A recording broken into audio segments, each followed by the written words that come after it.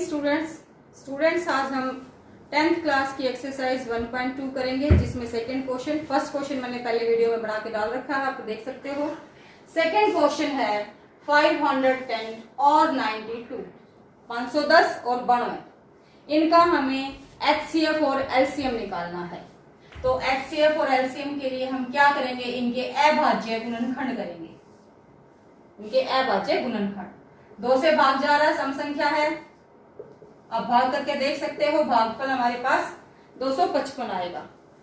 फिर ये 5 से भाग जा रहा है, साफ नजर आ रहा है आपको कि 5 से जाएगा 51, 3 से जा रहा है 17 का पौड़ा पढ़ोगे 17 तो 51 होता है, और 17 से फिर भाग जा रहा है 1।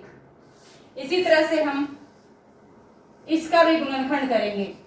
इसका गुणनखंड किया हमने, 2 से किया 46, फिर 2 से किया 23, और 23 को 2 से किया 23 को 23 से किया 1, क्योंकि 23 एक अभाज्य संख्या है, वो अपने आप से 23 से ही भाग जाएगी और किसी से जाएगी ही नहीं, तो इसलिए यहाँ 23 आ गया ये गुणनखंड। अब इनके गुणनखंड लिखो। 510 के गुणनखंड है 2 गुणा 5 गुणा 3 गुणा 17, और 92 के गुणनखंड है 2 गुणा 23। अब जो बात है वो आपने ध्यान से नोट करनी है। HCF क्या होता है, जो गुणनखंड हमारा दोनों में है, जो गुणनखंड दोनों में है वो HCF में आएगा। तो यहाँ एक 2 है जो दोनों में है, वो एक बार लिखना है, 2 बार नहीं, एक बार लिखना है। और दूसरा LCM, जो गुणनखंड दोनों में है वो एक बार, और बाकी जो रह गए हैं वो सारे लिखने हैं। तो 2 गुणा में, इसमें क्या क्या रह गए, 5 3 17, और इसमें क्या रह गए हैं 2 गुणा 23। इन सब की हम गुणा कर लेंगे तो ये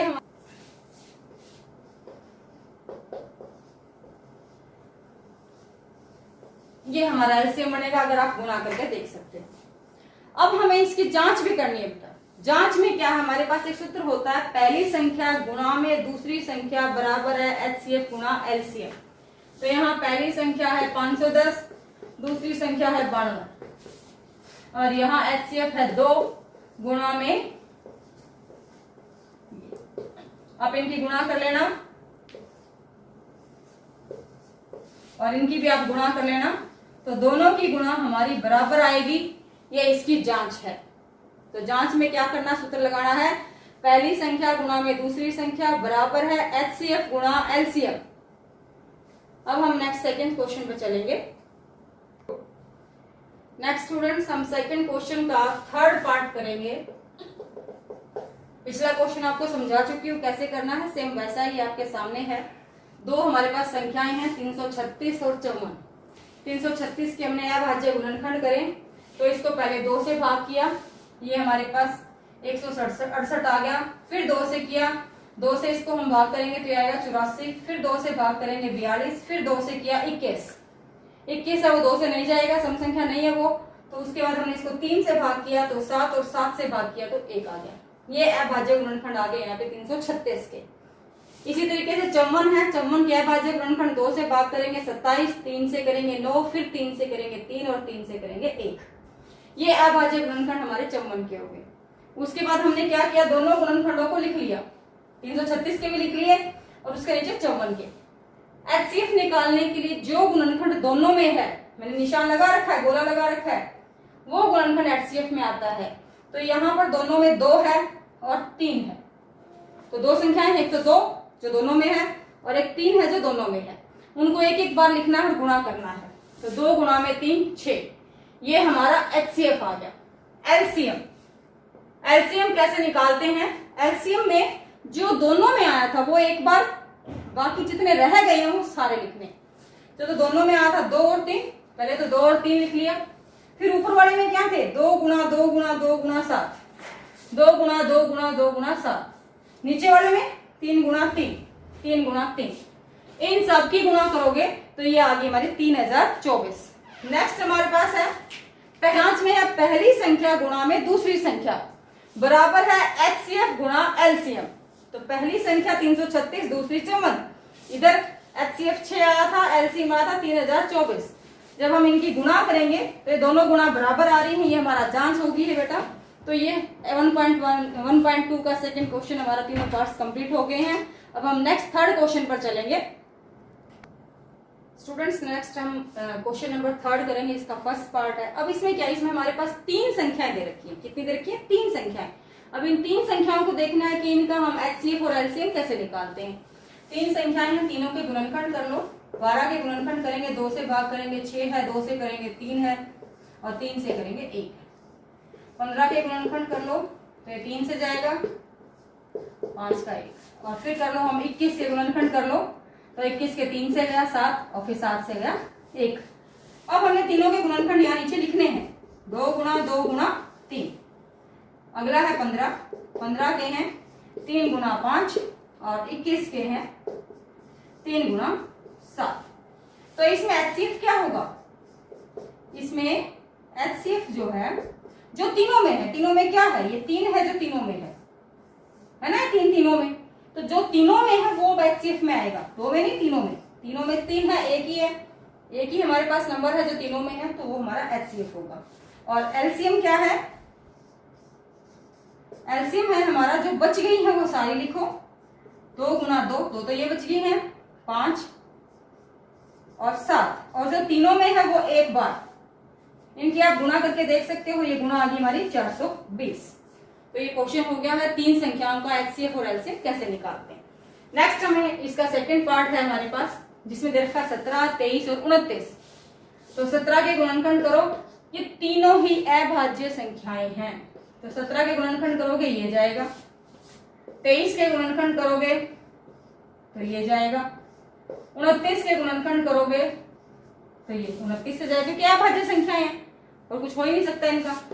तो 17 को हम लिख सकते हैं 17 गुणा में 1 लिखा जा सकता है, क्योंकि वो भी इसका गुणनखंड है कहीं ना कहीं। 23 तो 23 गुणा में 1 29, 29 गुणा में 1। HCF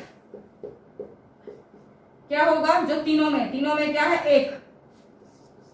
LCM तो LCM जो बच गए हैं 17, 23 और 29। अब इन तीनों की हम गुणा कर लेंगे, तो जो हमारे पास आएगा गुणा करने के बाद वो इनका LCM होगा। ये हमारा नेक्स्ट क्वेश्चन कंप्लीट हो गया है। इसमें 3 संख्याओं के हमने HCF और LCM करना सीखे हैं। स्टूडेंट्स अब नेक्स्ट फोर्थ क्वेश्चन देखिए। फोर्थ क्वेश्चन में पहली संख्या 306 दे रखी है, 2 संख्याएं हैं ब्रैकेट में डाल रखी है, उनका HCF लिखा हुआ है आगे। तो इसमें पहली संख्या 306 है, दूसरी संख्या 657 है और HCF इनका 9 है। LCM निकालना है इस क्वेश्चन में। तो हमें पता है ये फॉर्मूला, हमें अभी थोड़ी देर पहले हमने क्वेश्चन में जांच में किया है, इसी वीडियो में हमने। तो HCF गुणा LCM बराबर है पहली संख्या गुणा में दूसरी संख्या। तो पहली संख्या हमारे पास HCF है हमारे पास 9 और LCM हमें पता नहीं है। तो एक बार हम यहां से फॉर्मूला निकाल लेते हैं LCM का। उसमें क्या है, ये बनेगा पहली संख्या गुणा में दूसरी संख्या। अब ध्यान से देखो, जो HCF या मल्टीप्लाई में वो डिवाइड में चला गया, तो ये फॉर्मूला बन गया हमारा LCM का। तो इसमें हमारे पास आ गई है 2 संख्याएं, 306 गुणा में 57 और ये आ जाएगा 9। HCF 9 है। अब इससे हम काटेंगे इसको, क्वेश्चन कट रहा है तो ये कट रहा है, 9 से 34 आ गया है। तो LCM बराबर है 34 गुणा में 657। इसको मल्टीप्लाई करके देखना बेटा, ये हमारा लगभग इसका आएगा। मैंने कर रखी है मल्टीप्लिकेशन, आप अपनी मल्टीप्लिकेशन करके देख लेना। 34 की 600। तो LCM निकालने का फॉर्मूला क्या है? पहली संख्या गुणा में दूसरी संख्या बटे में HCF। ये जो है ये आपका 1 मार्क्स में एक सूत्र यूं का यूं आ जाता है, कई बार 1 नंबर में। तो ये इंपॉर्टेंट है, ये सूत्र याद करना आपने। जो ये हमारे पास ये सूत्र है, ये जो सूत्र है, इस सूत्र को इंपॉर्टेंट है ये, इसको लर्न करना। अब हम नेक्स्ट को स्टूडेंट्स अब हम नेक्स्ट क्वेश्चन देखेंगे। नेक्स्ट अपनी स्टेटमेंट आप पढ़िए, इसमें ही दे रखा है। जो 5वां क्वेश्चन है उसमें ये है कि सिद्ध कीजिए कि 6 की घात n 0 पर समाप्त होती है। 6 की घात n 0 पर समाप्त होती है, इसको जांच करना है हमें। तो हमने क्या किया, जो चीज दे रखी है ना, उन्होंने जांच करने के लिए कहा, वही हमने मान ली। हमने माना किसी संख्या n के लिए, किसी संख्या n के लिए 6 की घात n अंक 0 पर समाप्त होती है। यानी जो चीज सिद्ध करनी थी उसी को हमने मान लिया। तो यहां पर n एक प्राकृत संख्या है, n एक प्राकृत संख्या है, प्राकृत संख्या है। अब आगे देखिए, अतः 6 की घात n जो है अगर वो 0 पर समाप्त होती है तो 5 से जरूर भाग जाएगी। तो हम क्या लिखेंगे, अतः 6 की घात n 5 से विभाजित होगी, 5 से विभाजित होगी। और 5 से विभाजित होगी क्योंकि जिस संख्या का अंतिम अंक 0 हो वह 5 से विभाजित होती है। तो हमने 6 की घात n का अंतिम अंक 0 ले लिया, तो हम ये बात जरूर लिखेंगे कि ये 5 से विभाजित होगी। और क्यों होगी वो भी हम लिख देंगे इसमें कि वो 0 अंतिम अंक 0 है, इसलिए वो 5 से विभाजित होगी। अब हमने 6 के गुणनखंड करके दिखाए, तो 6 के गुणनखंड होंगे 3 गुणा 2। पता है आप सबको 3 गुणा में 2, 3 दूनी 6 होता है। अभाज्य गुणनखंड दे रखे हैं, इसके लिख दिया कि 3 और 2 है अभाज्य गुणनखंड। तो 6 की घात n है, n घात अलग अलग कर दी हमने घात, तो 3 की घात n, 2 की घात n। क्या यहाँ 5 आया? यहाँ तो 5 आया ही नहीं, गुणनखंडों में 5 आया ही नहीं, जबकि ऊपर कह रहे हैं कि 5 से विभाजित होगा। तो ये देखिए, इससे यह स्पष्ट होता है कि 6 की घात n के अभाज्य गुणनखंड में 5 गुणनखंड नहीं है, क्योंकि 5 नहीं आ रहा हमारे पास यहाँ पर। तो 6 की घात n के गुणनखंड में 5 गुणनखंड में नहीं है, नहीं है। तो अतः हमारी कल्पना गलत है। तो हमने जो ये माना है कि वो 6 की घात n जो है उसका अंतिम अंक 0 है, वो गलत है। तो हम लास्ट में लिखेंगे कि 6 की घात n अंक 0 पर समाप्त नहीं होगी। ये हमारा सिद्ध हो गया है। इस क्वेश्चन को हमने ध्यान से करना है बेटा। क्वेश्चन इजी था, कुछ नहीं था। 6 की गुणनखंड करना, उस गुणनखंड में देखा हमें 5 नहीं है, पर लिखने का तरीका क्या है वो आपको समझा दिया है। अब हम नेक्स्ट क्वेश्चन पर चलेंगे, उसकी स्टेटमेंट देखो क्या है स्टूडेंट्स। हम नेक्स्ट 6 क्वेश्चन देखेंगे, जिसमें दे रखा है 7 गुणा 11 गुणा 13 गुणा 13 ना जमा 13, और सिद्ध करना है कि ये भाज्य संख्या है। एक बार इसमें ध्यान से देखिए, ये तीनों तो हम गुणा हो रही हैं, बीच में प्लस का साइन है, इधर है 13। तो एक ये इसमें से और इसमें से 13 दोनों में है, तो 13 कॉमन आ जाएगा। ये इकट्ठा है, ये इसको गुणा करना है, गुणा कर सकते हो, करने की जरूरत भी नहीं है। आप इसमें से 13 गुणा कर लो, बाहर निकाल लो, बाहर निकालोगे, इसमें से बाहर आ गया 13, तो क्या बच गया 7 गुणा 11, और ये बच गया है 1, क्योंकि 13 इनको बाहर आ गया तो अंदर 1 बच गया है। आप इनको 13 और गुणा में अगर लिखते हो तो ये हो गया 77 जमा 1, तो 13 गुणा में 78। तो यह एक भाज्य संख्या है। हम इसके सेकंड पार्ट पे जाएंगे। सेकंड पार्ट में 7 गुणा 6 गुणा 5 गुणा 4 गुणा 3 गुणा 2 गुणा 1 जमा में 5। तो यहाँ पे भी 2 अलग अलग पद दे रखे हैं। इस पहले पद में, इसमें इतने में, यहां से यहां तक, इसमें भी 5 है और उस दूसरे पद में भी 5 है। इस सवाल में 5 कॉमन आ जाएगा, अंदर बच गया 7 गुणा 6 गुणा 4 गुणा 3 गुणा 2 गुणा 1, जमा में भी 1 रह गया, क्योंकि 5 का अकेली संख्या थी, 5 वो बाहर आ गई, तो अंदर सिर्फ 1 रह गया। तो 5 बाहर आ गया। अगर चाहते तो इसको आप गुणा कर सकते हो, और नहीं तो कोई इसकी जरूरत नहीं है। आपको दिख रहा है कि 5 बाहर आ गया, एक गुणनखंड है, और इसकी अगर गुणा करनी है तो आप कर सकते हो। इन दोनों की नेक्स्ट आगे इनकी करी, जमा में 1 आगे, फिर हम इसकी गुणा कर लें। देखो स्टूडेंट्स, यहाँ 42 के इसकी गुणा करेंगे, ये आएगी हमारे पास 1008, और 1008 में जब हम 1 और जोड़ देंगे तो ये हो जाएगी 1009। तो यह भी एक भाज्य संख्या, क्योंकि 5 है तो गुणनखंड में, और साथ में ये भी गुणनखंड में है, इसके गुणनखंड और भी आएंगे। तो यह एक भाज्य संख्या है,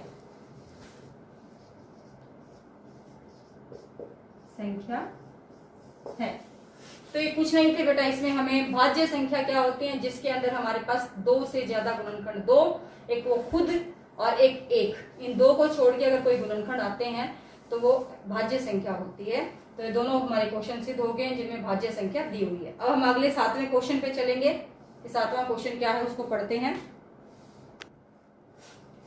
स्टूडेंट्स। अब हम 7th क्वेश्चन में देखेंगे। इसमें क्या है, 2 बच्चे दे रखे हैं, एक सोनिया और एक रवि है। वो दोनों रेस लगा रहे हैं, एक ग्राउंड के चारों तरफ चक्कर लगा रहे हैं। तो चक्कर लगा रहे हैं वो, इस एक ग्राउंड है इसके चारों तरफ। एक तो इस चक्कर को पूरा कर देते हैं, सोनिया द्वारा मैदान का एक चक्कर लगाने में लगा समय 18 मिनट में, और दूसरा जो बच्चा है रवि, वो उसको 12 मिनट में, उसकी भागने की स्पीड ज्यादा है, वो 12 मिनट में उस चक्कर को पूरा कर देते हैं। तो ये कहा कि कितने समय के बाद दोनों मिलेंगे। दोनों यहां से, मान लो यहां से शुरू हुआ, एक ने तो इस चक्कर को 18 मिनट में पूरा किया और दूसरे ने 12 में, तो भागते जा रहे हैं, तो कितने देर के बाद एक दूसरे से मिलेंगे ये पूछ रखा है। तो वहां पर इसी पॉइंट पर एक दूसरे से मिलेंगे, तो उसके लिए हमें एलसीएम निकालना पड़ता है बेटा। तो हमें यहाँ पर दोनों पुनः प्रारंभिक स्थान पर मिलने के लिए हमें क्या करना है, एलसीएम निकालना है। 18 और 12 दोनों संख्याओं का एलसीएम हम निकालेंगे इस क्वेश्चन में। तो एलसीएम निकालने के लिए देखो क्या करते हैं, 18 के गुणनखंड करो और 12 के करो। यहाँ एलसीएम निकालने के 2 तरीके हैं, आप अलग अलग गुणनखंड करके निकाल सकते हो या उसको एक ही उसमें निकाल सकते हो। तो ये है 2 से गया 9, 3 से गया 3 और 3 से हमारा फिर यहाँ भाग हो गया 1। इसको करेंगे 2 से 4, फिर 6, फिर 2 से 3 और 3 से हमने किया 1।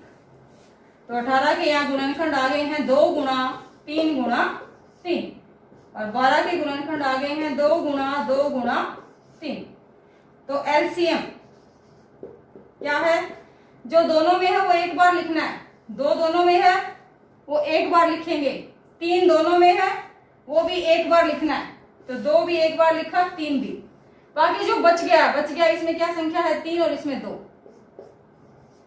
इन दोनों को लिख लिया। अब इनकी गुणा आप कर सकते हो, 3 में 6 गुणा 6, ये आ गया 36। तो ये दोनों कहां पर मिले हमें, 36 मिनट के बाद ये दोनों एक दूसरे को, जहां से इन्होंने रेस लगानी शुरू की थी वहां मिलेंगे।